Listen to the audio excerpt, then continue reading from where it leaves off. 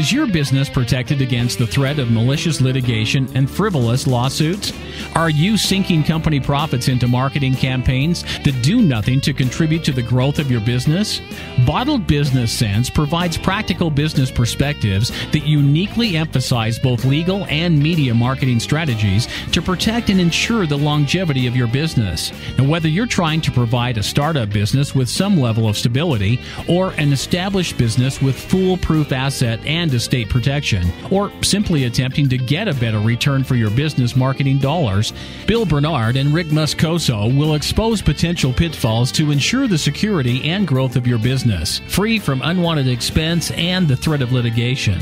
You'll learn how to implement marketing and protection tools equal to those used by today's most successful corporations. Let's join Bill and Rick for today's Bottled Business Sense show.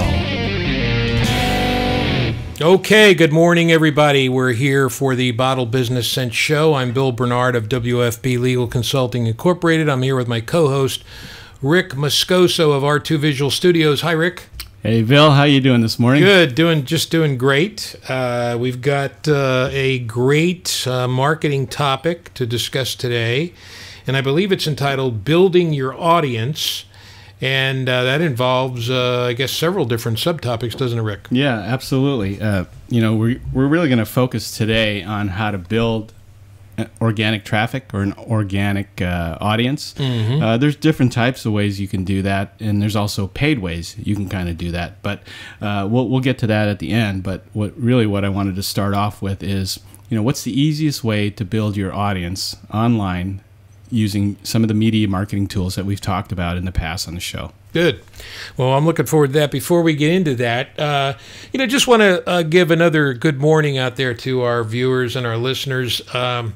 We tend to get right down to business on the show because of our time allotment, and we want to be able to give you the most we can in the time we have to give it to you. But we hope your businesses are going well. We invite you to please contact us if you need our help. If you want to be a guest on the show, you can contact us on our website, bottledbusinesssenseshow.com.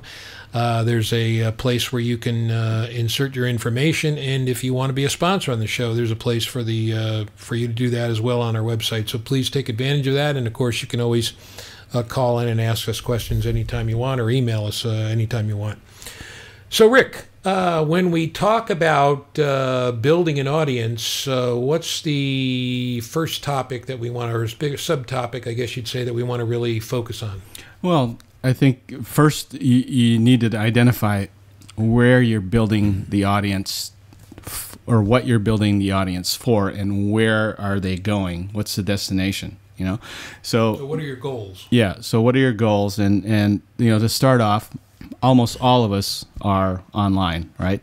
There are, there's just shy of 1 billion registered domains out there. Mm-hmm. Out of that, something like 150 million actual active websites. So you're competing with that, right? So when I hear you say build your audience, the way I'm looking at this is, in past shows, we've talked about the various tools that you're going to use. We've talked about the how, what, and the why. Now we're saying, okay, let's take these things that we've learned, and now let's focus them in a way that allows us to gain new clients or to bring back existing clients. Right? Yeah, exactly. And the easiest way to build your following or build your audience. Mm-hmm. Organically is to communicate with your existing list, right? So what does someone mean what do you mean when you say, for our viewers out there maybe don't know, what does organically mean? Or organically in general is, if you think about it, how we've done things in the past offline. Mm-hmm. That would be through networking, through just word of mouth, just face-to-face meetings. It could be at a mixer or even at a convention where we start conversation with a potential client or potential customer, and they agree to be put on some kind of mailing list or communication where you may have some kind of value proposition to offer them. It's something that you think they could value from. So it's really more of a word of mouth technique but with a little bit of twist when we do it online. Okay. So now tell us then, how do we go about building our audience organically? Okay. So the first thing you want to do is let's take a look at your existing list. Okay. And a list, I'm talking about an email list. Now, most of us have an email list, whether it's 10 or 100 or 100,000. We have a small bucket of names that we can market to. Now, the goal of every small business owner is to build that list, because you've heard the adage that the money's in the list, right? And by doing that, if you're starting from scratch and you don't have a list, well, just start with your friends and family, or your colleagues and your business associates, and ask their permission to if they'd be willing to receive information from you that may benefit them, or if they know somebody that could benefit from whatever it is you have to offer. That's a good way to organically build your list in short order. Then lists don't just necessarily have to be emails, right? They can be people who you've spoken to, like through LinkedIn or Twitter or Facebook or some other medium. Oh, sure. That's another angle that you can go to, and that's through the social media way. Outside of like an email list, but you certainly want to start with an email list, because typically if you don't have a sizable email list, you probably don't have a sizable social media list either, right? So really the fundamental place to start is your email list, and do whatever you can to build that. Now, there's a couple of different ways to do that, and the first thing is if you have a business, you're defined what your offering is, you have a website, and you have something to share. Right. So people won't come to your website just to come to your website unless they're specifically looking for you. But if you promote something that, for instance, that you think is high value, that's for free, right? That they may be interested in, then you can offer we call it a freemium in the internet marketing world, but you can offer them this free value report. It could be a report, it could be a free software, it could be a free download, in exchange for their name and email. And in today's marketing, online marketing, that's pretty standard practice of doing business. People nowadays don't have any problem That's a good point. I don't mean to interrupt you, Rick, but that's a good point, right? You're getting them to opt in exchange for their name and email, and then the question becomes, why do we need that? Because you must get their permission in order to be able to contact them and make them a part of your normal email list. Correct. You want a warm market to market to, right? If the last thing you want to do is go out and buy an email list from somebody. You don't know the quality of the leads or quality of the emails that are on there, and then next thing you know, that most of your marketing that you've paid for ends up in their spam box and never to see. You want to be a spammer. Yeah, right. You want to get people's permission before you start contacting them. Yeah, correct. And those are the people that are warm to what you have to offer. Right. So, do whatever you can, and whether it's through your networking events, through communications with your colleagues, your friends and family, business associates. There's a whole host of spheres of influence that you can connect with pretty easily to initially build your marketing list too. Now, I've heard the term value proposition used. What does that mean, Rick? Yeah, I use that in the sense of when you set up an opt-in. And for folks, for those of you who don't know what an opt-in is, it's typically an area on your website where, for instance, let's say you're offering a free newsletter about your business that you publish maybe once a month. Right. All right. You have an area where they can drop in their name and email, and in return, they get put on your marketing list, and once a month you shoot out okay, so this would be the freemium you were talking about. Yes. Yeah, okay. Yeah. And depending upon your business, it could be at more frequency than just once a month. It just really depends on your business and what you have to offer. Right. So when you set up the opt-in area, that gives them a way of receiving something from you that's perceived at high value for free in exchange for their name and email, right? And so you keep doing that over time, then you start building your list. Now the trick is, how do you get people to get to that opt-in, right? And that's, again, how we use word of mouth, but more specifically, we can use social media, right, to shortly promote this freemium that you have to offer and point them to your landing page or your opt-in page where you have this value proposition to offer. Right. Yeah. There's been a lot of discussion I know recently about social media and how you use it as a tool. I think we're going to probably discuss a little bit about that later, but before we get to that, I wanted to ask you, when you have this value proposition, this item that you provide in exchange for people's personal information, I'm assuming it's extremely important to give them something that's factual and something that's going to benefit them, not give them something that's just going to be,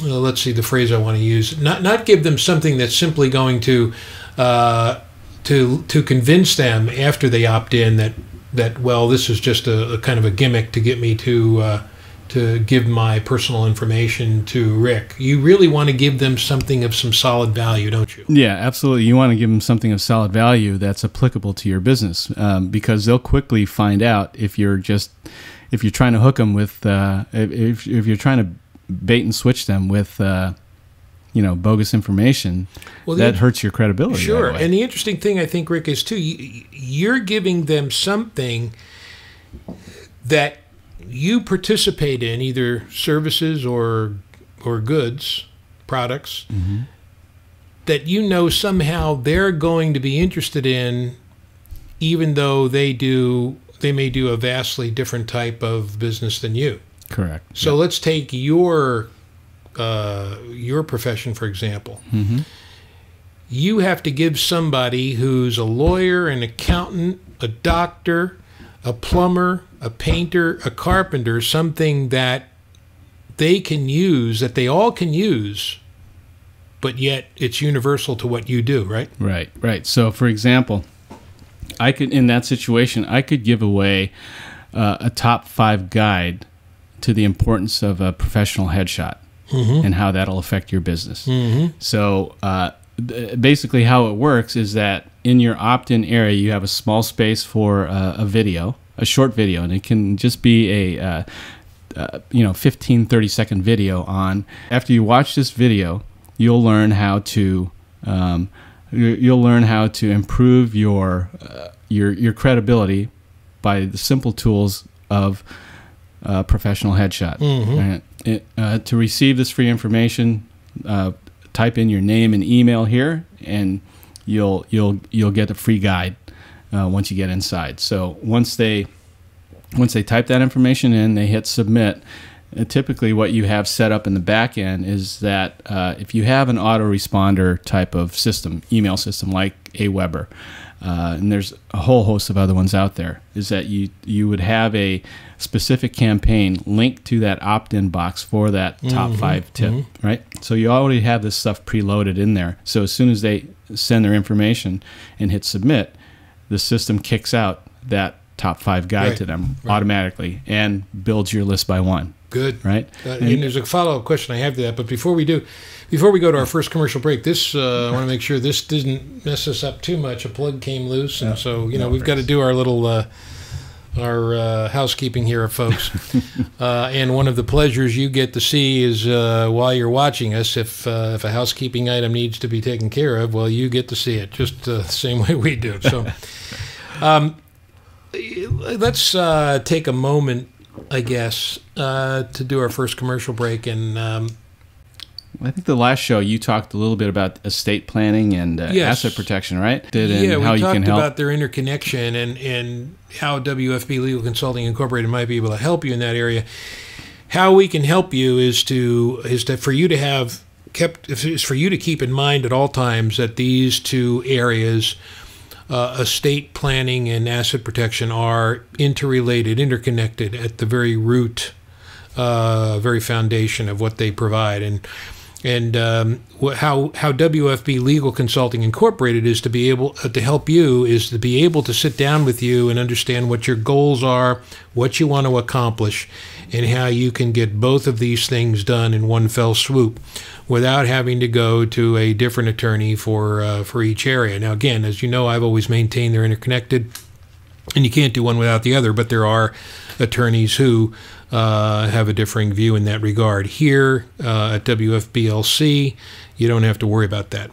So feel free to contact me at any time at 949-413-6535 or 949-698-6222, or you can contact me by email at bill@wfblegalconsulting.com, and I'm happy to sit down with you and try to help you in any way I can. Okay, so let's get back to today's show. And, you know, when you talked about earlier, Rick, about this headshot, giving away a freemium, as you call it, you're going to give people, no matter what business they're in, this information about the value of a headshot. Well, of course, that assumes, does it not, that they understand that a headshot is valuable. And of course, we discussed different types of multimedia marketing in a previous show. Mm-hmm. So you've got to sit down and you've got to plan with your marketing person the same way you've got to sit down and plan with me for estate planning and asset protection. What are your goals? How are you going to accomplish it? And then what you're going to accomplish is going to maybe interrelate to your own business. You want a headshot, you know it's important. Now, how are you going to make it?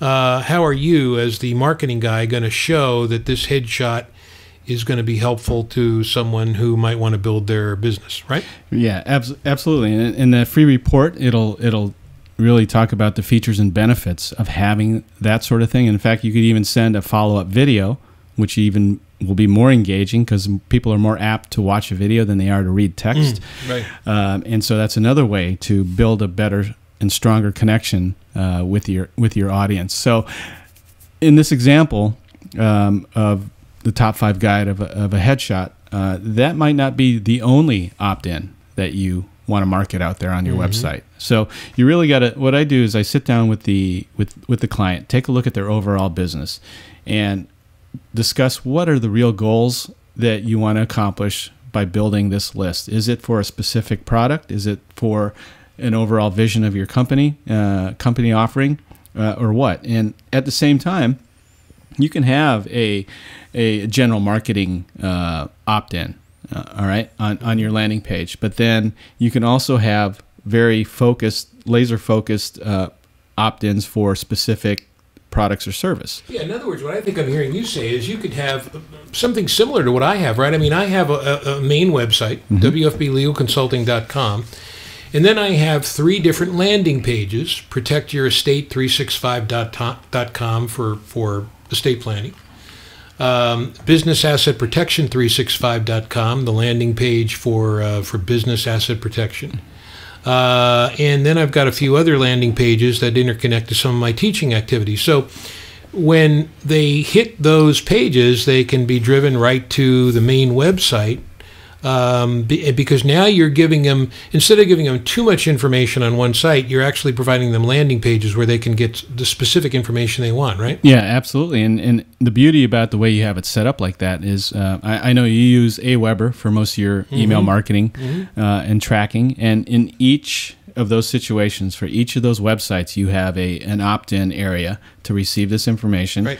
But even more important is that the way you've set up the campaigns in Aweber allows you to look at specific analytics for each page, right, see where they're opting in, see how many are opting in, and engaging with that site, because that's really that information is really important, because if you find that 2 of the 3 pages are converting and getting opt-ins and one's not, maybe we need to tweak that a little bit and figure that out. You know, I'm glad you mentioned that, Rick, because before we get on to the last segment of our show, I'd like to make a request, because I'm a viewer and a listener just like anybody else out there, right? Yeah. So my request is I'd like to have us do a show, more particularly you do a show that talks about analytics and the importance of analytics. Oh, absolutely. Because I think that's extremely interesting.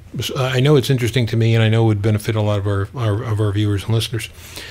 So let's kind of talk a little bit while we still have time about social media, starting a conversation, how that all plays into this and why it's important. Yeah. Well, there's different platforms that you can use, and I think the three most heavily used are Facebook, LinkedIn, Twitter. Google Plus is up and coming, and I know you and I both integrate our information into there. But let's take a look at some that everybody has used in the past, and that's Facebook, right? Mm-hmm. And whether it's a personal page or you have a professional page, really most of the promoting that you want to do should be on your professional page, unless there's some kind of personal tie-in to that from your personal page. Right. And that could be as simple as, for instance, when we broadcast the show on Blog Talk Radio.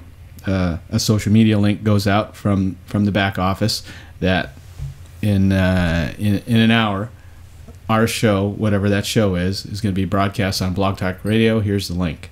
Mm-hmm. You know? And so it's a good way to communicate with your followers out there that you have information or up and coming events that are about to happen. Yes, it's an easy way to communicate, and obviously it's free. Well, here's a burning question I've had for a long time. Let's say you're going to promote something the way we promote our shows. Okay, is it better for somebody? And let's just take the four main ones that I think of. Let's take Google Plus, LinkedIn, Twitter, and Facebook. Is it better to promote whatever it is you intend to promote separately on each one of those mediums, or is it easier or does it not make a difference? I think is a better way to say it. If you go on various sites like Hootsuite and places like that, where you do one post and it goes out to all of those other mediums. So is there an advantage, disadvantage? Is one better than the other? Or does it not matter what? Not necessarily. Hootsuite's a great software because you just tell it which platforms you want to post to, and it does it all in one fell swoop. I think the most important thing that you need to take a look at if you are communicating your product or service on social media is that take a look first at who's your audience. Who are you targeting?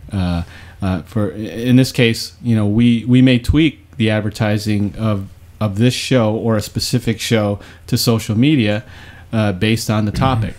So you probably have a bigger following and a more matched up following on LinkedIn when it comes to legal aspects, because that demographic is certainly much different than what you see on Facebook. Right. And same goes with photography, right? And the marketing that we do. So if you're not using something like Hootsuite, then take a look at the demographic that you're trying to target and go with that 100%. So if your demographic is in LinkedIn, then market on LinkedIn. The whole key to all of this is that there's so many social platforms out there. People try to do Pinterest, they try to do Facebook, they try to do Twitter, they try to do all these different social media platforms, and what they ended up with is a diluted effort across all platforms, and they get nowhere. Yeah. So if you can really laser focus on one, maybe two, but I would recommend one, and get really good at marketing that and perfecting it as well as you can, then the results that you'll get from that will be much more effective than trying to spread yourself thin over all these. Sure. And I think probably one of the things you end up having to consider is at what point in time is your business running so smoothly and growing to such an extent where you need to employ somebody just to do all of your social media, right? Oh, yeah. I have a friend who's a college recruiter, right? And she is touching her, touching her clients with conversations every day, and she doesn't have time to do social media content, so she hires a social media person to push out consistent content to her platforms, and it works great for her.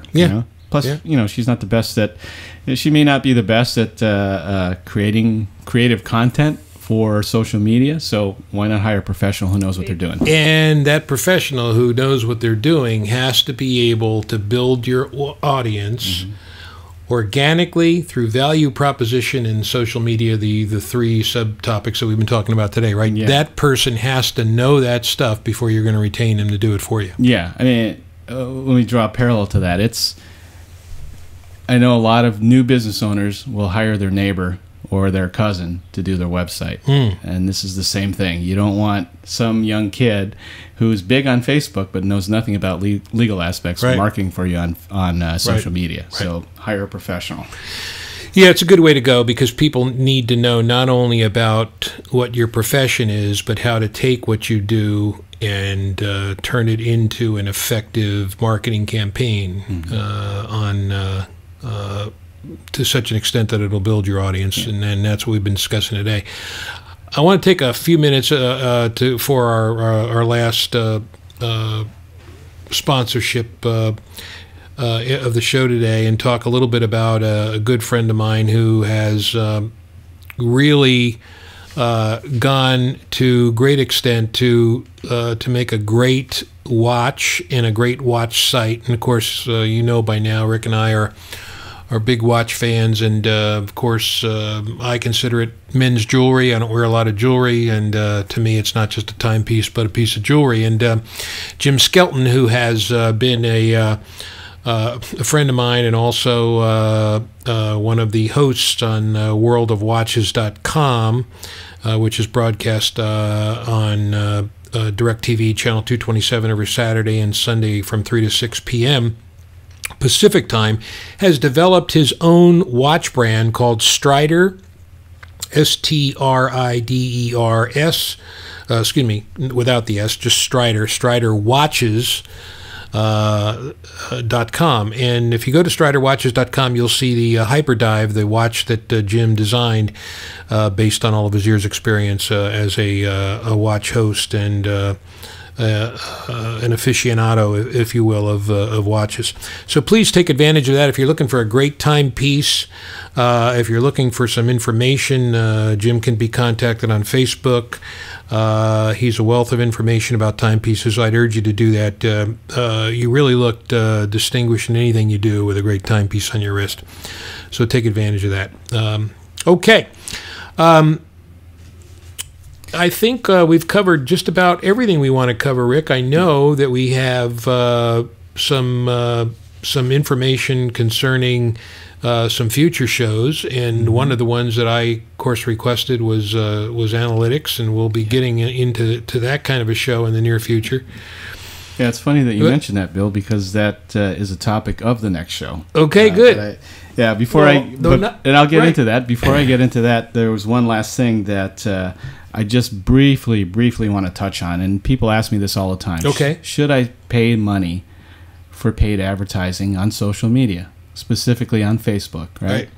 And that really opens up a whole can of worms that we don't have time to discuss here, so we can talk about that at a different show. Yeah, let's do that. But I think it's most important, though, that if you're going to do any type of list building techniques, whether it's organic or through an opt-in or through your networking or social media, take the time to learn how to do that effectively for free first before you pay for anything. Yes. Because quite frequently I see people pay for advertising and then they really don't know what they're doing or who they're targeting and how many, how much money per click or how much money per exposure they're paying for, and you can quickly run out of funds if you don't know what you're doing. So start off with the stuff that's free that you know pretty well. I mean, we're always talking to people and promoting our businesses, so use that avenue first and master that before you start going into the paid revenue,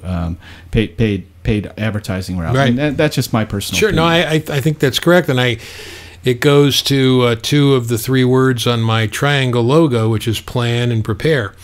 Plan, prepare, and have patience, folks, and sit down and think about everything you're going to do before you do it, and test drive it. See what's right for you. Remember how many great people in the world have taken the word failure to some extent and made it into a word that we look forward to, because from failing or trial and error, we all learn to do better. Okay, one thing we probably want to correct, I don't think our next show will be about Google Analytics, or I shouldn't say Google, but analytics in general. No, next show you have something. That's to right. Talk to us I think the next show we are going to talk about something that is the kind of the third part of my business. As you know, I've described asset protection, estate planning. Well, employment law is something that I've done for years, and that's the facet of your business that needs to be attended to so it's kept running smoothly and without any hitches or any bumps in the road. So we're going to talk about Employment Law 101 on the next show and give you the basics of what every employer who does have employees in his business needs to generally know to keep it running smoothly. So we're looking forward to that. Awesome. So folks, we are the Bottle Business Sense Show. Mm-hmm. You can see us. We are? That we are. Yeah, that we are. You can see us every Tuesday at 10 a.m. on bottlebusinesssenseshow.com or listen to us on Blog Talk Radio at 10 o'clock. If you have questions that you'd like us to field during one of the future shows, please contact us at bottlebusinesssenseshow@gmail.com or reach out to us on Facebook, LinkedIn, and Google Plus at Bottle Business Sense Show and on Twitter at BB Sense Show. Great. Well, thanks, Rick, as always, for a great show. You do a wonderful job, and I'm glad you're here with me every Tuesday. We'll look forward to next week's show, and in the meantime, I hope everybody has a prosperous week, and take good care of yourself. Be good, and we'll see you here next week. All right, we'll see you next week. Okay, bye-bye now.